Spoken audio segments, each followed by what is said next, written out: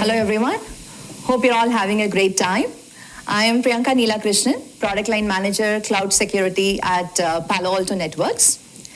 I'm happy to be here in Las Vegas for Product-Led Alliance, meeting all you wonderful people.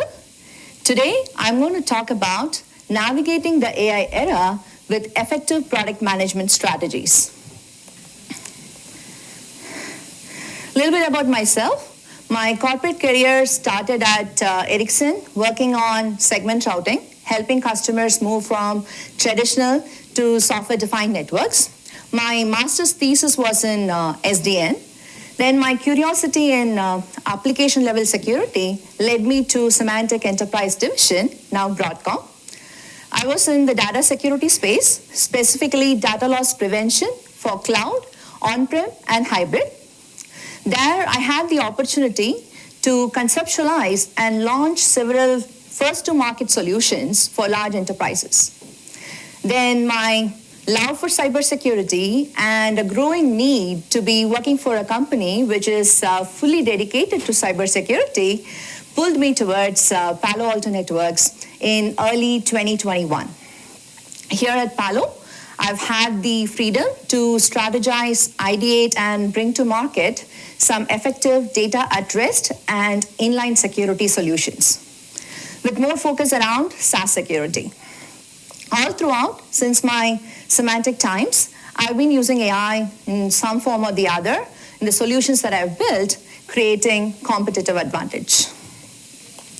Now, coming to our agenda, we'll start off by looking at how AI has become an integral part of our lives, specifically in the business world. By the way, did you know that around 43% of businesses worldwide now rely on some form of AI?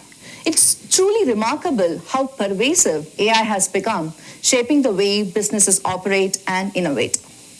Next, we'll look at the data security challenges and concerns in the context of AI era, and we'll see how the role of effective product managers act as a solution in overcoming these challenges.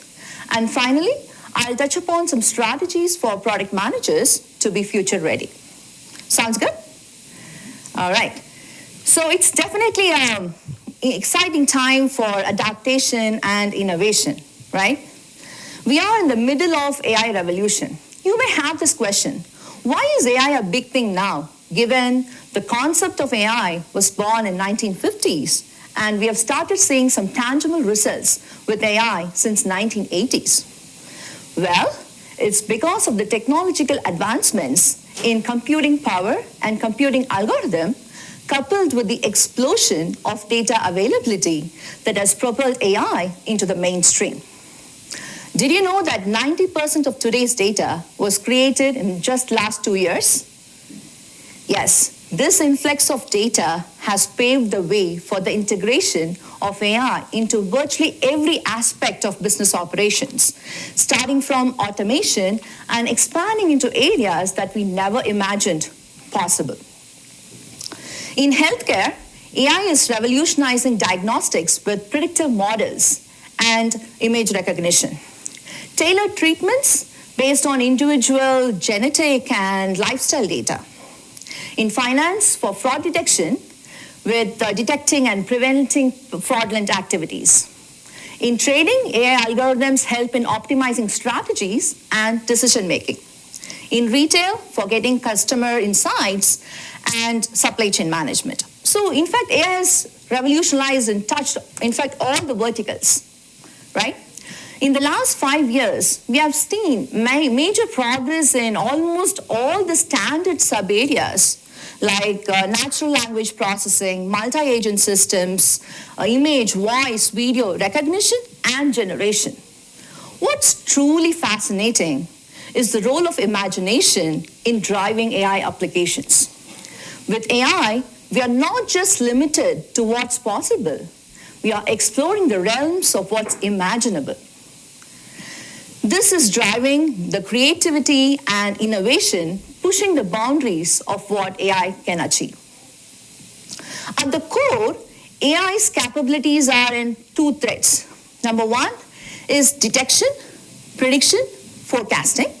And the second thread is automation, that is decision making and learning. Whether it's identifying data patterns or predicting future trends, forecasting models, AI empowers us to make more informed decisions and make more proactive measures in our organizations. Not only that, AI is helping in automating some repetitive tasks and streamlining processes.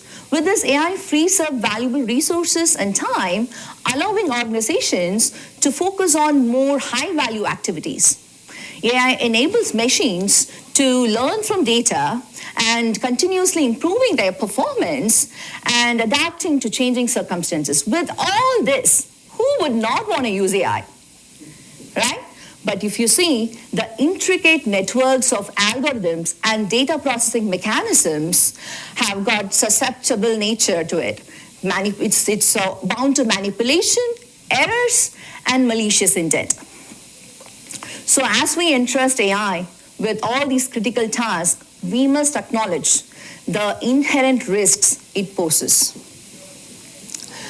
So with adoption, this rapid adoption of AI, it's difficult to comprehend and be aware of this potential risk that it could poses, right? Organizations are still not sure or yet to find out that the consequences of these AI vulnerabilities can be far-reaching and more profound. So data security is one primary category that we'll be focusing on today, right? Now, coming to data security, organizations' concerns on data and security can be divided into like 3 buckets. The first bucket is data exposure. The second bucket is sophisticated threats. And the third bucket is compliance and regulatory requirements. But all these 3 buckets are fueled by 2 sources. One, the employees, like using AI and other applications for productivity, development, sales, marketing, whatnot, right? And the other is the organization itself, because they are creating some AI applications and AI models into their organizational structure. So now coming to data exposure, the first thing is data collection. Of course, we want to make sure our customers' experience is getting better, so we tend to collect data. And we store those data, oftentimes called as honeypots, which is an enticing target for malicious actors to gain unauthorized access and exploit the vulnerabilities. The second one is data sharing. Collaboration and sharing data, it's very important for innovation and progress. But you see, this sharing will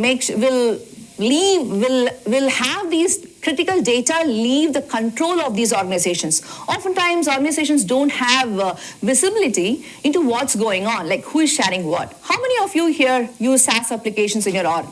Be it LinkedIn, Facebook, whatnot, right? Google Drive, Box for sharing, right?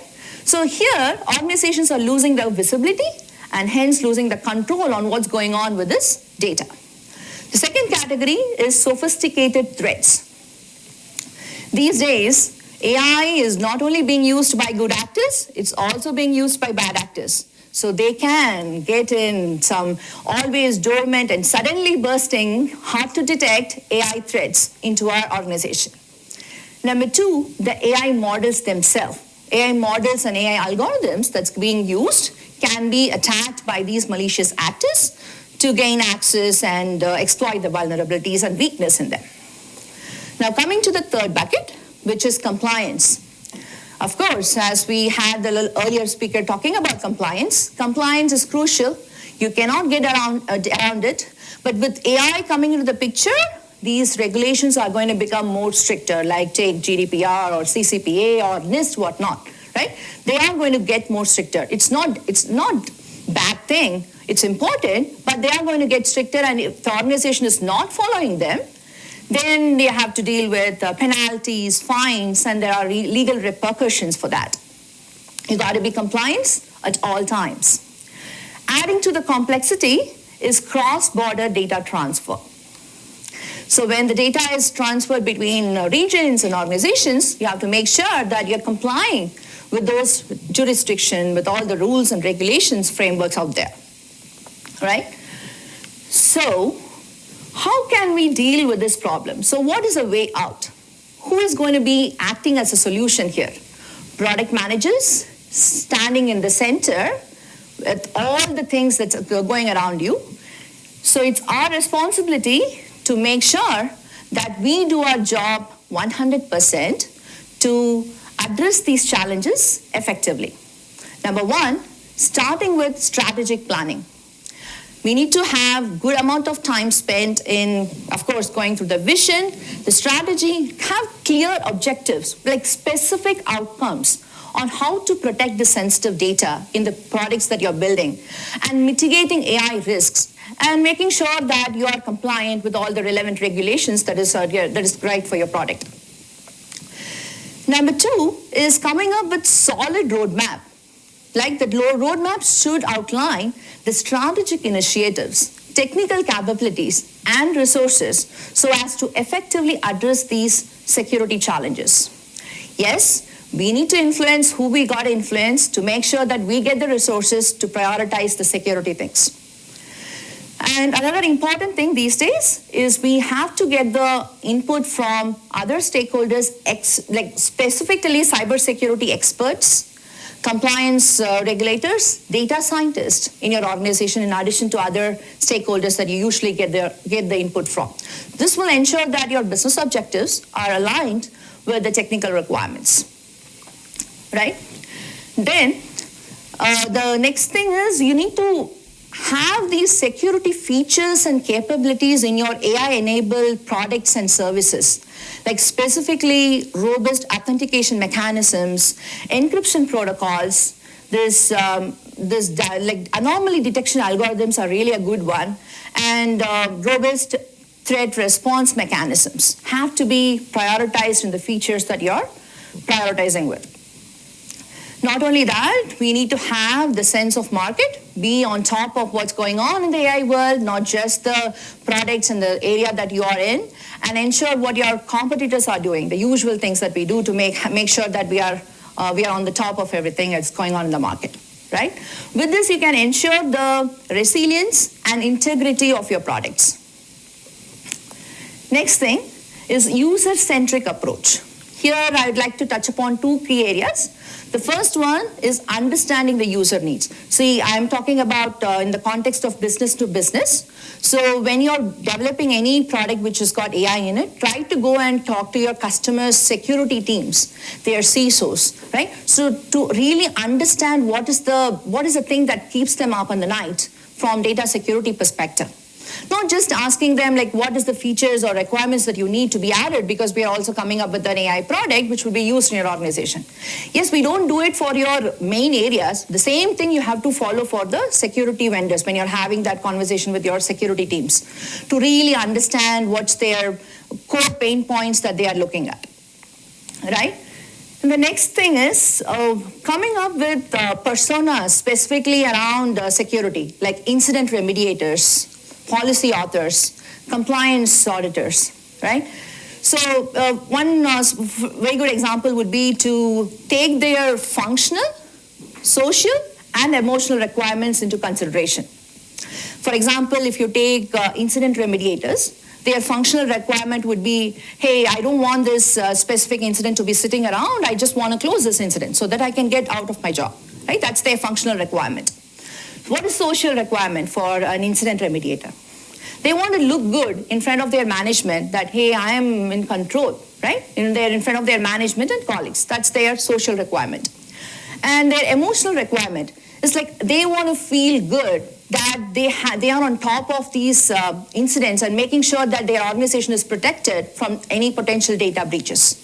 That's their emotional requirement. And then the second area that we need to focus on is experience. Yes, it is security features. Still, we need to ensure that the features are more intuitive and user-friendly. Security should not feel like a burden. It has to be seamlessly integrated into the products and services that you're building.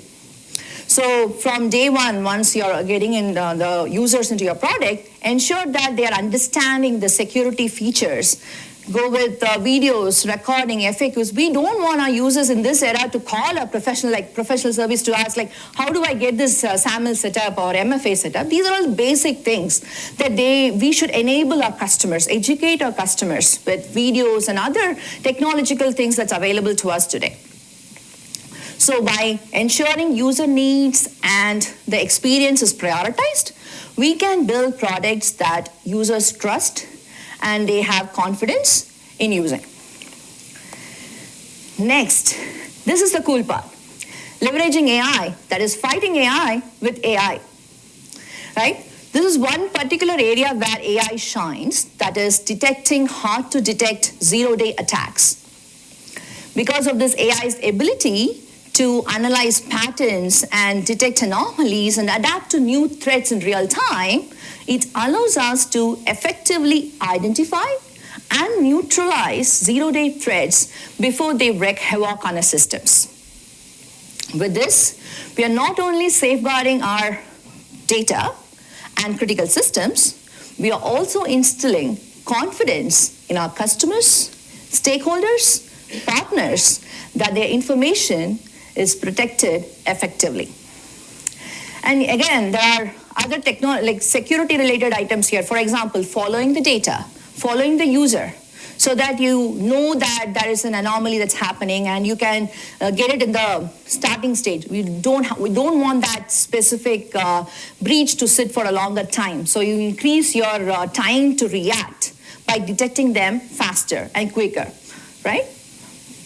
And then is getting the feedback.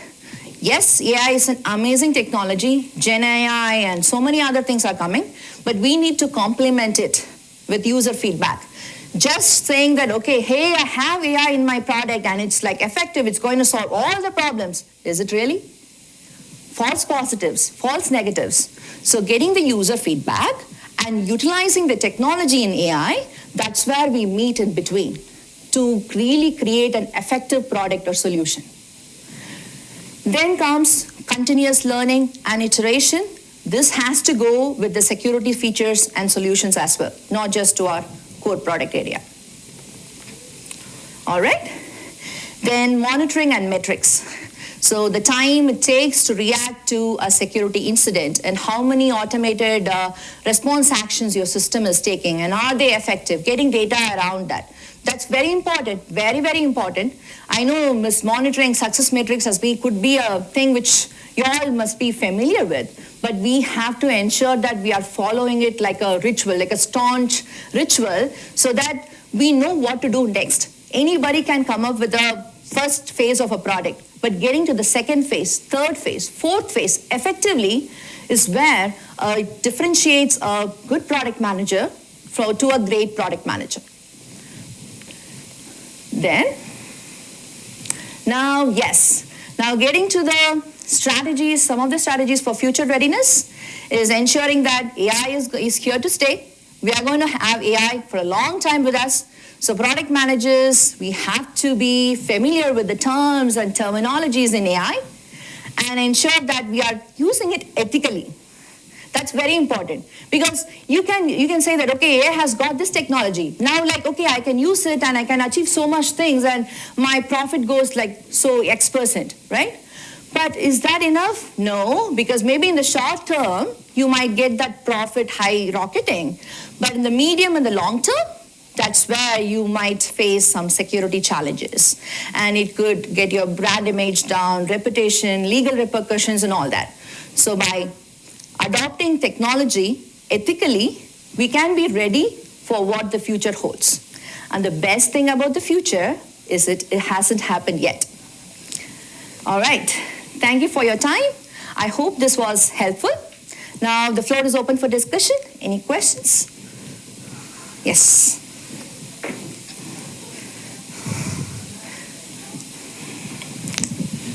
So my question for this is, how much is too much?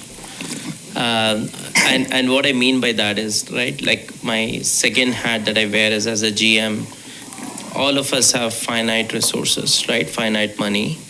And there are compelling street pressures, right, to deliver quarterly results, annual results. And the game of security, I think you're right, has changed. Has changed significantly. I work for GoDaddy, and a third of internet traffic goes through GoDaddy. Right, our security team is 18 people. Okay. Right, so you understand the Yes. paradigm, right? So I think the challenge that we have is, as you said, AI fighting with AI. It's not AI fighting with AI. It's basically money fighting with money, right? And resources fighting. In our case, we know exactly where the attacks are coming. It comes from 3-4 countries: Nigeria, Russia, China, and Iran, right? We exactly know the latitude, longitude of where it's coming from. Having said that, it is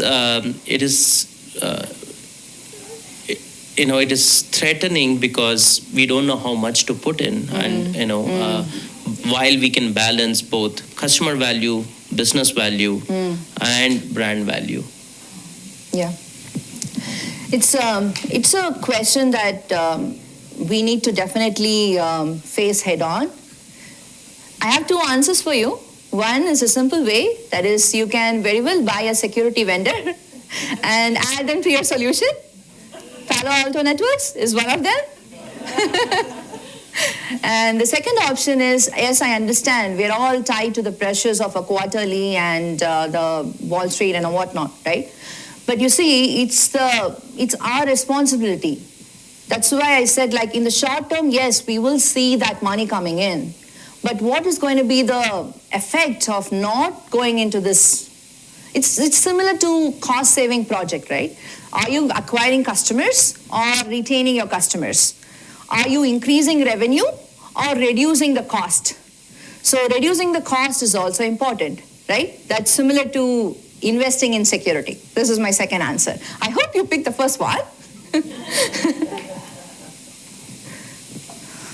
I didn't have a question, but then I did. So, in your experience, like, I know this is more of an opinion question, but how long does it take to necessarily like build, let's say, a security, an ethical security strategy, and then implement that? Because obviously, building products, putting them out side by side to doing that, so that way you have a framework that can be used consistently and scalably over time. But how long does that tend to take? I know that's depends on the company, but it's okay.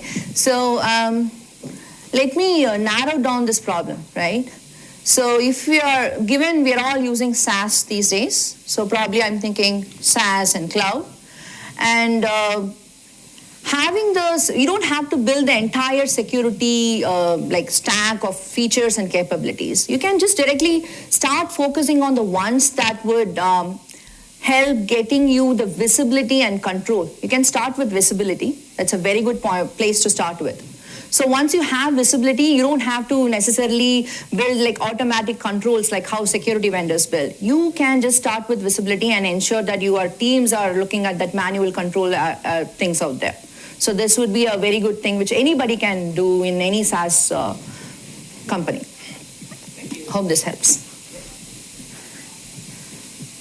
One more question for me. Here, and we'll see if anyone else has a final thought. But kind of tied to that a little bit, and knowing that obviously cybersecurity is becoming a growing issue. We haven't AI will should extrapolate that. Then we've got the whole idea of quantum coming soon, which will have its own set of risks. Many startups, I would say, are early stage, even growth stage. They know it's a risk, but they aren't it's like it's overwhelming almost, and just keeps getting pushed aside. Then there's some startups that probably over-optimize security too much early on when they are not at risk.